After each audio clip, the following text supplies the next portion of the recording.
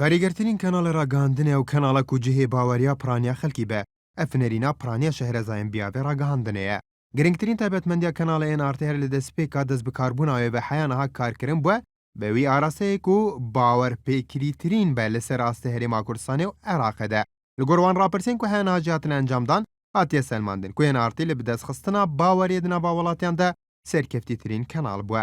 NRT نەتەنێ کەناڵە جهێ باوەریە وڵاتین هەرێما کوردستان و عێراقەیە بەلکو کەناڵەکە جهێ باوەریە وان دیبلۆماتکار و بەرپرسên بیانیەژی و پەیوەندیدارن بە عێراق و هەرێما کوردستانê ve هەرج بەربەیەکێ زۆرترین دیبلۆماتکار و بەرپرسên بیانی لە دەما دەربازبوویدا بزافدانە برای NRT بە پەیامên xwe bi xelkê Iraqê û herêma Kurdistanê bigihînin.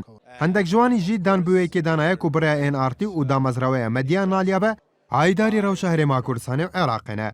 Beşek ji wan berpirs û kesayetiyên biyanî ku di derbazbûyî de axiftin ji bo NRT kirîn pêk dihên jê Steve Warren peyvdarê hêzên hevpeymanên dijî Daesh, François Hollande serokê Fransa, Martin Schulz serokê Parlamentoya Ewropa, serokê Rêxirawa Çavdêriya Mafên Mirovan Human Rights Watch, herêk jê wezîrên beravanî Amerîka û Brîtanya, wezîrê dervê Suûdiye, Stewart Jones balyozê Amerîka li Iraqê, Fethullah Gulen raberê bizûtneweya xizmet, serokê Parlamentoya Swîd, her wisa konsulê hemû welatan li Herêma Kurdistanê.